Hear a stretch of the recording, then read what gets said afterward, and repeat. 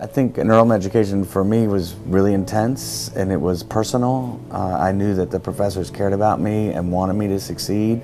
I thought it was also challenging in the sense that I had to learn how to read again, learn how to write from the beginning.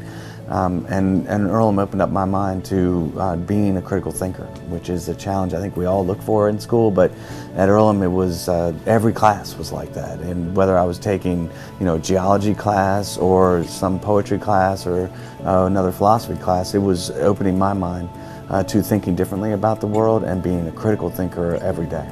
So I'm David Grosso. I graduated from Earlham in December of 1997 with a degree in philosophy and a minor in legal studies. I'm now an at-large council member here in the District of Columbia, and I'm the chair of the Committee on Education.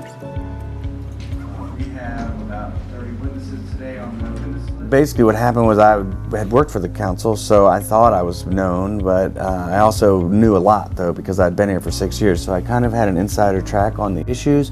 And what bothered, I think, me and my wife was that we were really unhappy with the way things were going, and so she finally said, why don't you just run for office? And so that's why I did it.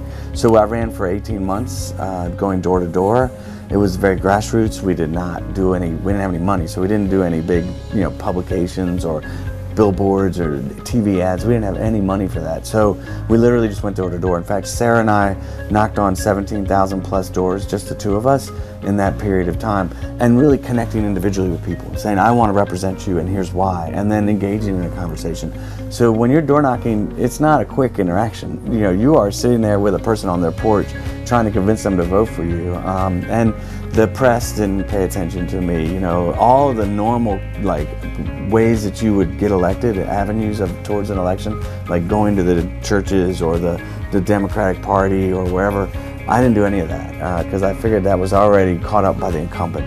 So I just went out on the streets and met people, and in the end we won. I love the District of Columbia for a lot of reasons, but mostly because of the people. No matter where you go in the city, and I travel everywhere now because I'm an at-large council member, so I have to go to meetings everywhere. I just find an embracing of our culture and embracing of who we are as a city. I think it's really important to mention that I've worked on education the whole time I've been here, and education as a human right. So people being able to get a quality education, having the opportunity to really invest in a school is important to me, and there's huge disparities in our city between white and black students. And so a lot of what I do is based in trying to elevate the equity question around race in our schools and education, and that has been a real challenge and will be a lifelong battle. It's not something you can change overnight. Earlham, I think, like I said, helped me become a critical thinker, but one of the things that the philosophy degree especially did was help me figure out how to interact with the world differently and really on a daily basis. So I learned at Earlham that I wanted to build into a different character personally, which I know it's a tough challenge to do, but that every day when you make decisions, you are building your character, and that happens throughout your lifetime. And I learned